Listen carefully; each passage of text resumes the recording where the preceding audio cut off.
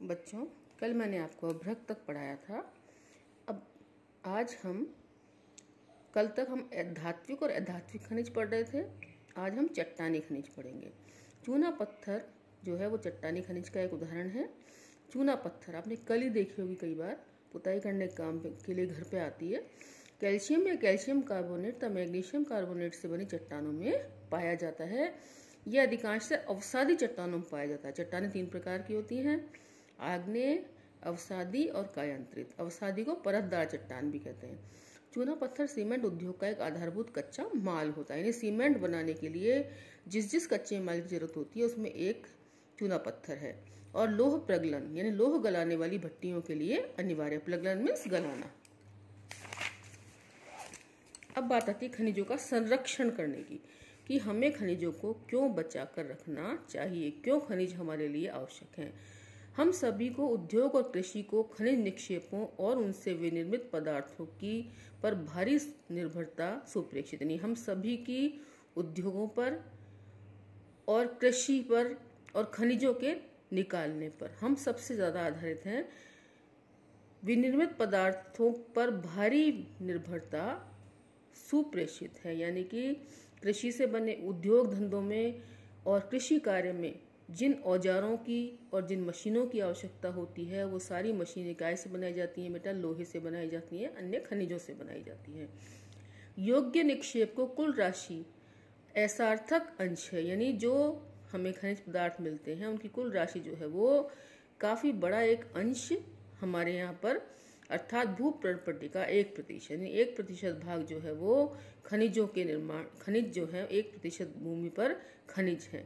जिस खनिज संसाधनों के निर्माण में व सांद्रण में लाखों वर्ष लग जाते हैं। खनिजों को बनने में जो है ऐसा नहीं है कि एक बार हमने खोद लिए तो वो तुरंत दूसरा खनिज बन गया।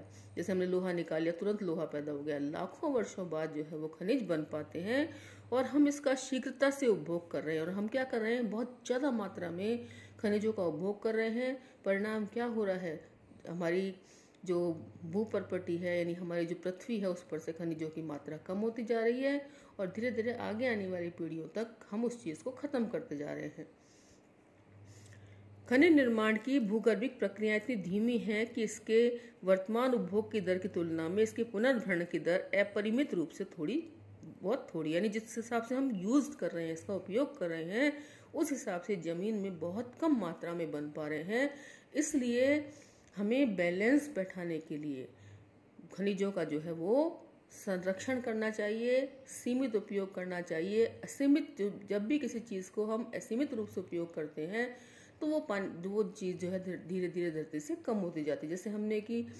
जैसे हम पानी का बहुत ज्यादा उपयोग कर रहे हैं, हम पानी की बचत नहीं कर रहे हैं। परिणाम क्या हो रहा है? आज आप देख रहे होंगे कि बार बार जलदाय विभाग के कार्यालयों के सामने लोगों को प्रदर्शन करना पड़ रहा है, क्योंकि पानी नहीं आ रहा। और पानी क्यों नहीं आ रहा? क्योंकि जमीन में पानी का स्तर बहुत ज्यादा नीचे चला गया है, क्योंकि सभी लोगों ने बोरिंग करवा ली है। दिन रात हम कूलर चला रहे हैं, दिन रात हम पानी का इस्तेमाल कर रहे हैं। इसलिए खनिज संसाधन सीमित अनवीकरण योग्य संसाधन। अनवीकरण योग्य का मतलब है जिन्हें दोबारा से बनाया जाना संभव नहीं है। समृद्ध खनिज निक्षेप हमारे देश की अत्यधिक मूल्यवान संपत्ति है, लेकिन ये अल्पजीवी हैं। इनका जीवन काफी कम है। अगर एक बार इनको खोद लिए जाएंगे तो इस जमीन में से खत्म हो जाएंगे। अयस्कों के सतत उत्खनन से लागत बढ़ती है, क्योंकि खनिजों के उत्खनन की गहराई बढ़ने पर साथ उनकी गुणवत्ता भी घटती जाती है। जैसे हम ऊपर का माल खोद लेंगे, ज़्यादा गहराई में खोदना पड़ेगा तो उसमें जो नीचे की खानों में काम करने वाले लोग बाग होते हैं उनको परेशानी होगी। साथ में जैसे जैसे गहराई में खनिज जाएगा उसकी क्वालिटी जो है वो गिर जाती है। आइए खनिज संसाधनों को सुनिश्चित एवं सतत पोषणीय ढंग से प्रयोग करने के लिए एक तालमेल युक्त प्रयास करना होगा।